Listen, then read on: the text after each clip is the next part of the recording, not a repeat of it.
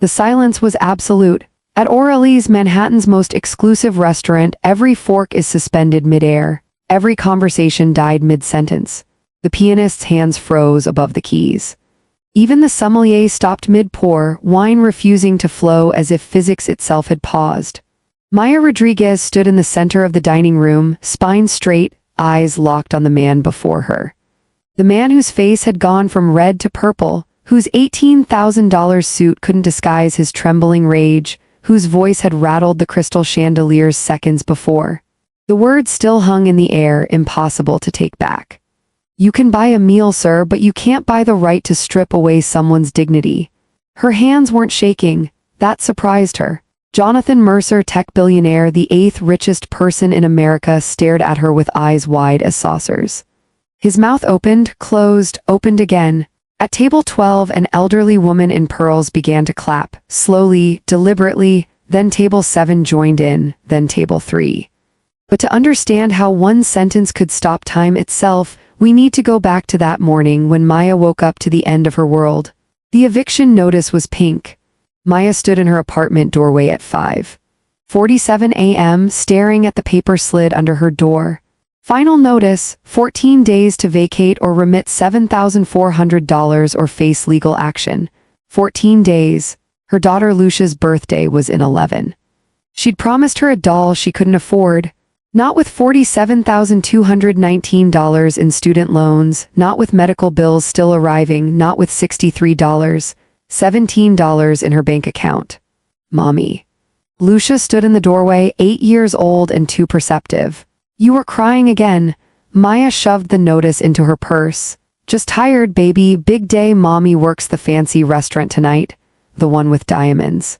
Lucia's eyes lit up. "That's the one." Maya crouched down. "If tonight goes well, if Mommy gets good tips." She stopped.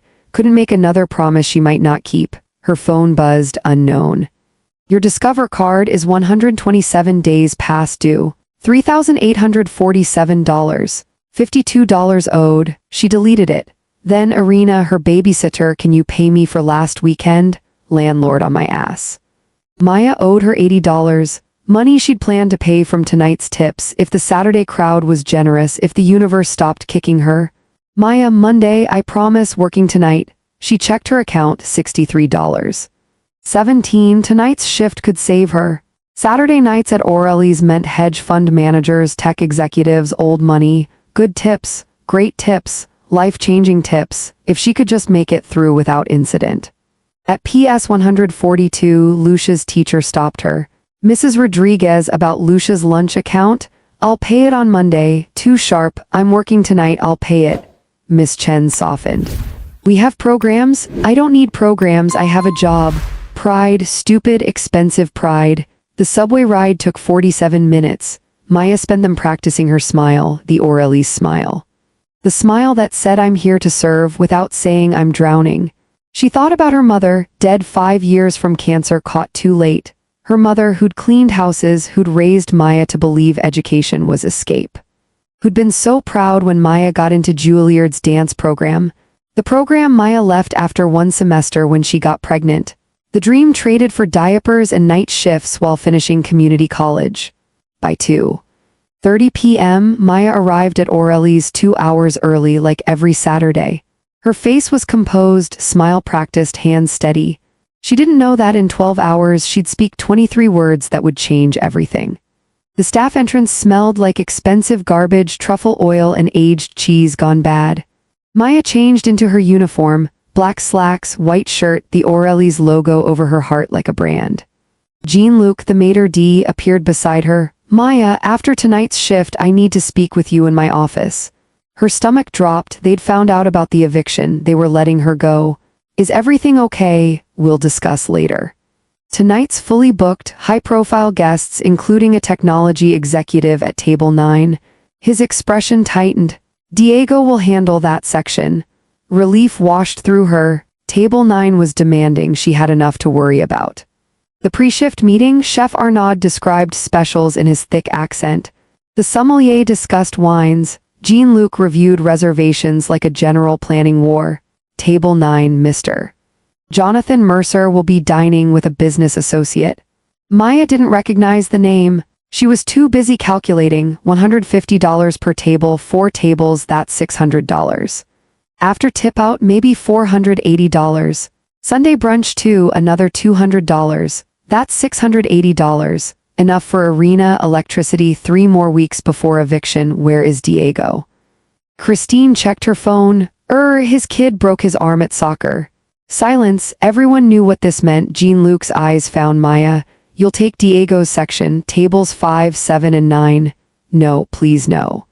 I've never served a VIP. Then tonight you learn Mr. Mercer expects perfection. He checked his watch. Service begins in 70 minutes. Prepare your section. Maya spent the next hour in controlled panic. Reviewed the menu backward, polished spotless silverware, checked table 9 7 times. Christine appeared. VIPs are just people, richer, more demanding, bigger assholes sometimes. Smile, stay calm, don't spill anything. Incredibly unhelpful? I know. Christine squeezed her shoulder. You'll be fine. At 5:00 p.m., O'Reilly's opened. Table 5, the Morrisons celebrating their 50th anniversary.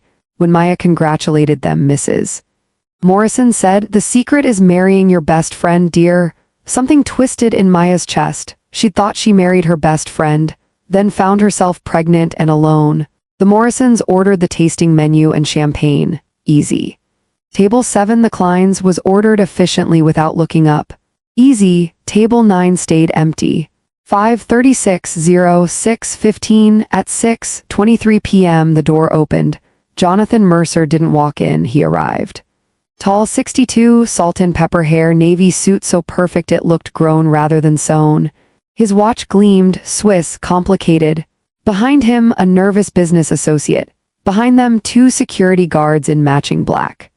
The restaurant inhaled, Jean-Luc straightened. Maya's heart thundered. She gave them 3 minutes, then approached. "Good evening, welcome to O'Reilly's, my name is Maya." Mercer didn't look up, phone in hand, thumb flying. Wine list, French. "Expensive, but not the most expensive, I'm not a tourist. We have an exceptional 2015 Chateau Margaux." "Fine, bring it. Would you like to see?" "No, bring the bottle, we're in a hurry." Maya retrieved the $780 bottle, hands trembling slightly, showed him the label. He waved it off without looking. She poured a sample, he sipped, nodded curtly. "New York strip, medium rare, no sides, no sauce, no garnish. I don't need your chef's artistic interpretation. Can you handle that?" Something in his tone made her spine stiffen. "Of course, sir." His companion Aaron ordered halibut, thanking her 3 times. In the kitchen, Chef Arnaud pursed his lips. "No garnish, what am I, a diner cook? He's a VIP, please." For 30 minutes, Maya juggled tables. The Morrisons were delightful. The Kleins, low maintenance. Table 9, every time Maya approached, Mercer found fault. "The wine is too cold, now too warm, bread not heated. The lighting is too bright, music distracting." Each complaint was delivered in that clipped, dismissive tone. Each time, Maya smiled. "Of course, sir." Aaron looked increasingly uncomfortable. When Maya delivered entrees, placing the perfect strip steak before Mercer, she felt relief. Maybe this was the turning point. Mercer cut into it, took 1 bite, set down his fork. "This is raw." Maya's stomach plummeted. "I'm sorry, sir, you ordered medium rare, but if you'd prefer, medium rare means warm, pink center. This is cold and red." His voice rose. "Do you know the difference?" "Of course, I can have the chef." "The chef doesn't know what he's doing, or you don't know how to communicate. Either way, unacceptable." Conversations paused, heads turned. "I apologize, let me take that back." "An apology, that's your solution?" He leaned back. "Let me guess, first week, month, you don't belong here, you're in over your head." Aaron touched his arm. "Jonathan, it's fine." "No, it's not fine." Mercer gestured dismissively at Maya. "She clearly doesn't have the competence for this position." The words hit like slaps. Maya's smile cracked. "I'll get the manager." "Excellent." Maya walked, didn't run toward Jean-Luc. Her ears rang. Vision blurred. "Don't cry, don't you dare." Jean-Luc approached table 9 immediately. "Mr. Mercer, I understand there was an issue. Your waitress brought me raw meat and acted like I was the problem." Mercer's voice rose, performing now. "I've built 3 companies. I employ 4,000 people. I know incompetence when I see it." Diners stared openly. The pianist stopped. Jean-Luc remained calm. I sincerely apologize. We'll prepare a new entree, no charge. I don't want apologies or free meals. Mercer stood, suddenly enormous. I want to know why you hired someone so clearly unqualified. He pointed at Maya. Look at her, she's terrified. She has no business here. Something inside Maya cracked. She'd been terrified all day, all week, all month. Terrified of eviction, debt collectors, and disappointing Lucia. Terrified of not being enough. But she wasn't terrified of him. This man with his billions was just a man. A cruel, small man who'd had a bad day and decided to take it out on someone who couldn't fight back. Except she could. She looked around. Mrs. Morrison, hand over mouth. At the Kleins, phones down. At Christine, frozen. At the pianist, hands hovering. She thought about Lucia asking, "Are you okay, Mommy?" She thought about her mother cleaning toilets for people who never learned her name. She thought about every time she'd bitten her tongue, swallowed her pride, accepted humiliation because she needed to survive. Maya straightened her spine, looked Jonathan Mercer directly in his cold, gray eyes, spoke in a quiet but carrying. "You can buy a meal, sir, but you can't buy the right to strip away someone's dignity." The silence was absolute. For 3 seconds, nothing. Mercer's face went crimson, then Mrs. Morrison began to clap, slowly, deliberately. Christine joined in. Mrs. Klein nudged her husband. He joined. The sound grew, spread. Table 12. Table 3. Table 14. Within 30 seconds, half the restaurant stood. Within 45, nearly everyone. The applause wasn't thunderous. It was something stranger, more powerful. A collective statement. We saw, we know who was right.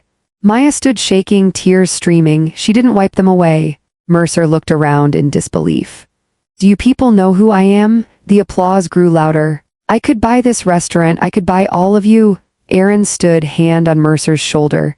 "Jonathan, stop, please." Mercer shook him off. "This waitress just insulted me. No." Aaron's voice was firm. "She told you the truth, and everyone here knows it." Mercer pulled out his wallet, threw bills on the table, hundreds, so many hundreds. "Here, is this what you want? Money? This is all any of you understand." The applause stopped. The silence now was sad, disappointed. Mrs. Morrison spoke clearly. "Young man, you've proven her point beautifully." Mercer spun. "Excuse me, money can't buy decency. You've demonstrated that you have plenty of one and none of the other." Mercer grabbed his phone, his jacket, stormed out. Aaron scrambled after him, pausing to turn back. "I'm sorry," he said. "I'm so sorry." The moment they left, the restaurant erupted. People approached Maya, wanting to shake her hand, share their stories. Jean-Luc appeared. "My office, now." Maya's stomach clenched. This was it. She'd humiliated a billionaire. She'd violated every rule. She'd thrown away her only lifeline. In his office, Jean-Luc closed the door, sat, folded his hands. "Do you know who was at table 6? Table 6? A single diner, quiet, barely looked up. "No, sir. Vivienne Chen, New York Times restaurant critic." He turned his screen toward her. "She asked for your full name." Maya's heart sank. A bad review. The restaurant would fire her. "She wants to write about you. Called you the most dignified person I've seen in 30 years. She wants an interview." Maya blinked. "I don't understand." "Neither did I." Jean-Luc almost smiled. "That's not the only call." He showed her Twitter. At Dining with Dignity, holy shit. The waitress at O'Reilly's stood up to Jonathan Mercer. Told him, "You can buy a meal, but you can't buy dignity." The restaurant applauded. Video coming, 47,000 views as she watched. 48,000, 49,000. Her phone exploded with notifications. "Maya," Jean-Luc's voice cut through. "What you did took tremendous courage. It also complicated things." He paused. "However, before this happened, I wanted to offer you the senior server position. $3 raise, guaranteed weekend shifts." "You're not firing me." "Firing you? No, promoting you, effective immediately." "Waitress, the owner stands behind you completely. If Mercer attempts legal action, our lawyers are yours." The office tilted. "He's a billionaire. He could destroy." "He could try. But right now you have something more powerful than his money. You have the truth, and the internet agrees." He stood. "Take tonight off. Paid tomorrow. We'll deal with the press. Tonight go home to your daughter. You won." The staff erupted in quiet applause. Chef Arnaud hugged her. "That bastard, you threw words. Much more effective than pans." Christine grabbed her hands. You stood up for every server who's ever been abused, every single one. Maya's phone, 127 notifications. The video had 98,000 views. Dignity Not For Sale was trending. She changed in a daze. 3 people recognized her on the subway. One asked for a selfie. One said his sister was a waitress and had cried watching the video. At 9:47 p.m., she reached Irina's apartment. Irina opened the door, phone in hand, eyes wide. "Maya, you're everywhere." I spoke up, tears threatened. "I probably ruined my life." Ruined. "Girl, you're the hero of everyone who's ever worked service." Maya collapsed. "I have an eviction notice. 14 days, $7,400. What if he sues?" Her phone rang, unknown number. Ms. Rodriguez. Vivienne Chen, New York Times. "I witnessed what occurred. I'd like to speak with you about dignity in the service industry, about your courage speaking for millions." Maya looked at Lucia sleeping. Irina nodded encouragingly. "Okay," she said quietly. She had no idea this was just the beginning. Maya woke to her phone vibrating off the nightstand. 17 million views. #Dignity Not For Sale was the #2 U.S. trend.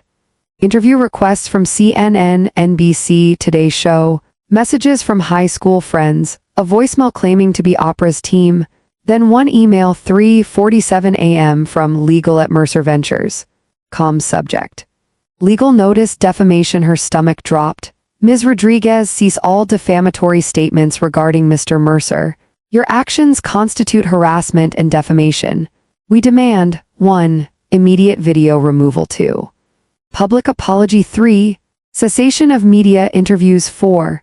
$500,000 compensation for reputational damage. Failure to comply within 48 hours will result in legal action.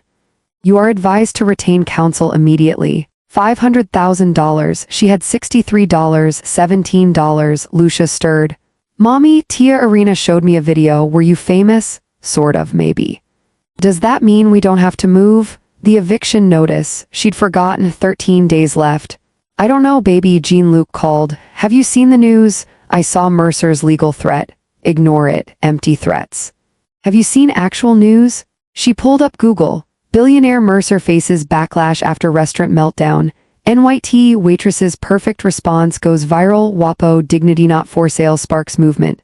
CNN Mercer's stock drops 8% following video. WSJ his stock dropped considerably. 6 former employees came forward with abuse stories. His wife is filing for divorce. The board's calling emergency meetings.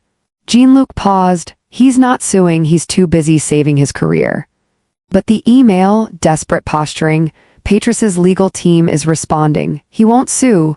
Right now you're the woman who stood up to a bully. If he sues, he's the billionaire persecuting a working mother. His lawyers know that." Maya exhaled. "So I'm okay?" "Better. Waitress wants to meet this afternoon and someone else wants to speak with you." Victoria Hartwell, table 8 last night. "Should I know?" Philanthropist. Hartwell Foundation, workers' rights, economic justice. Worth $2-3 billion, self-made, started as a housekeeper.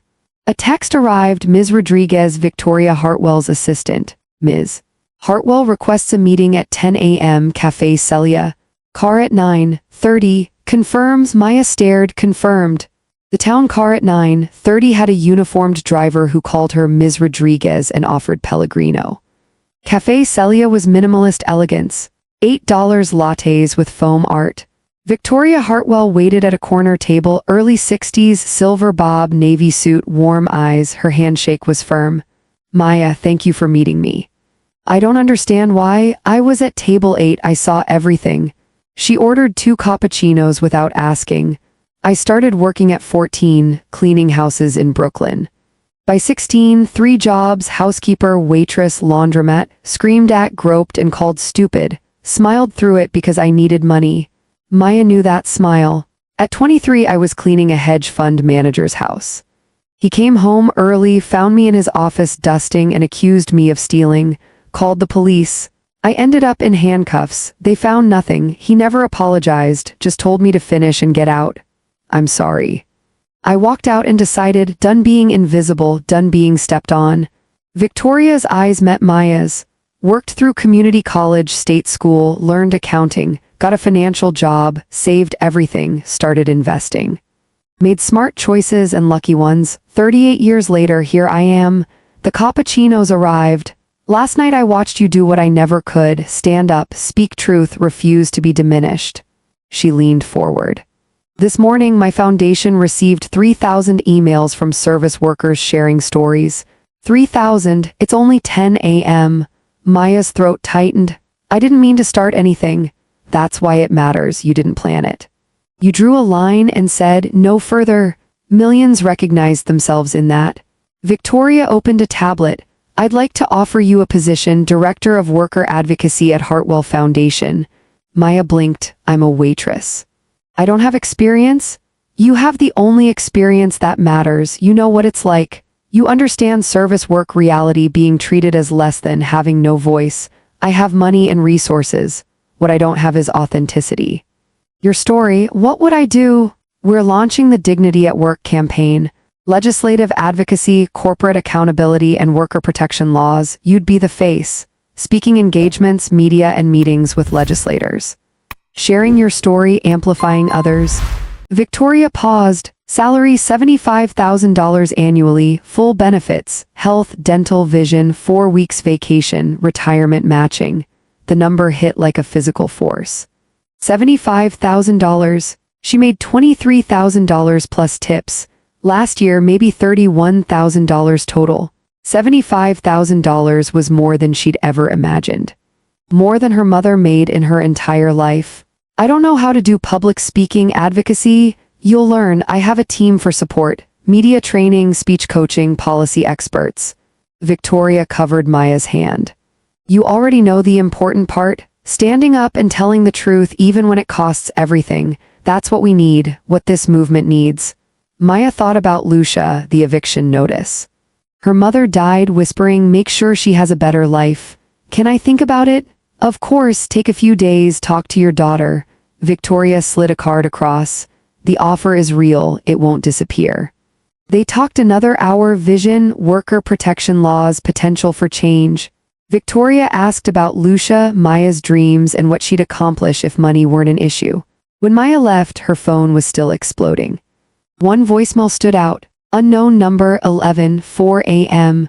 Ms. Rodriguez, Bradford Kane, senior partner at Bradford & Associates. I represent Jonathan Mercer. Despite unfortunate publicity, my client is prepared to be generous. He'll dismiss legal action and offer $100,000 for your silence. This includes an NDA, ceasing media appearances, and a public statement that you overreacted and misunderstood his intentions. One-time offer, valid for 24 hours. Otherwise, we pursue full legal action, costly, lengthy, ultimately unsuccessful for you. Call back. Maya stood on the sidewalk, people flowing around her. $100,000 would solve everything.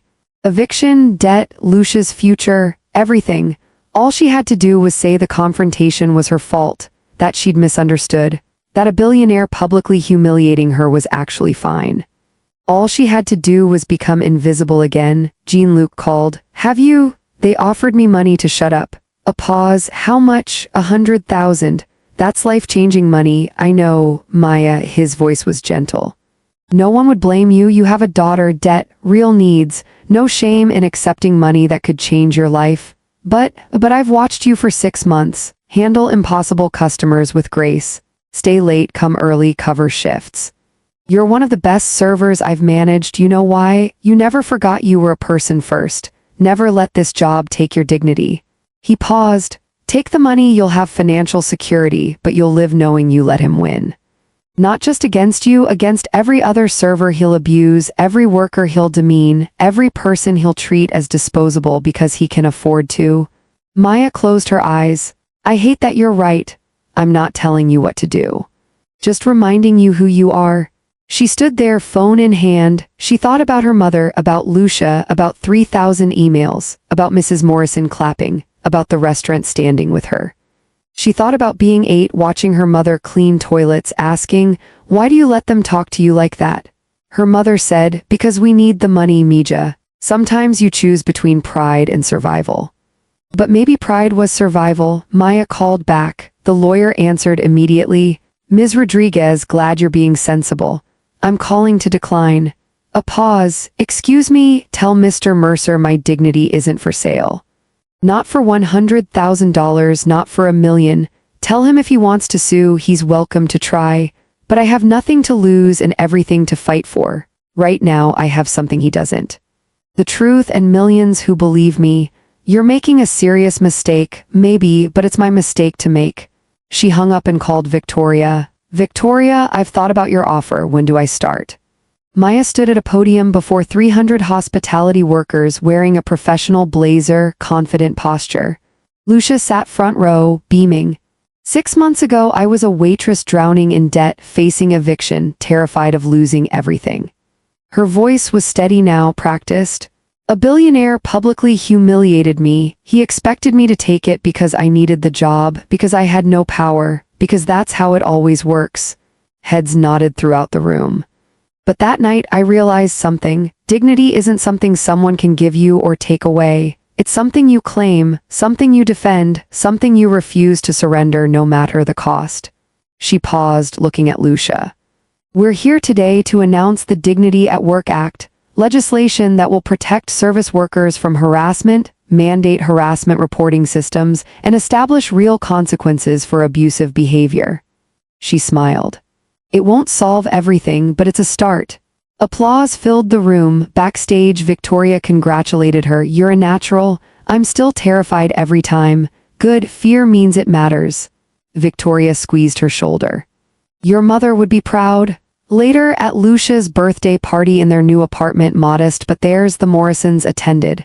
Christine, Jean-Luc, even Chef Arnaud brought pastries. The manager toasted. To the woman who reminded us courage sounds like one sentence. Lucia hugged her. You're my hero, Mommy. That night, Maya sat at her laptop reading messages from people she'd inspired. Hundreds of stories. I quit my abusive job because of you. I stood up to my boss. I taught my daughter about dignity because of you. She pulled up the video now with 8.7 million views, watched herself say those 23 words that changed everything. Her business card sat on the desk. Maya Rodriguez, Director of Worker Advocacy, Hartwell Foundation. On her vision board, photos of Lucia, her mother, and herself at O'Reilly's. New edition, her speaking at the UN about workers' rights. Final frame, Lucia's drawing stick figure mother with cape, words, my hero. Maya closed her laptop and thought about that morning 6 months ago, staring at the pink eviction notice, certain her world was ending. Sometimes endings and beginnings look the same. Sometimes one sentence changes everything. Not because it changes the world alone, but because it changes one person. And that person changes someone else. And slowly, sentence by sentence, courage by courage, everything changes. She looked at Lucia sleeping peacefully, no longer in a partitioned corner but in her own bedroom. Maya had chosen dignity over money, truth over silence. The hard path over the easy one, and somehow, impossibly, she'd won. Not just for herself, for everyone.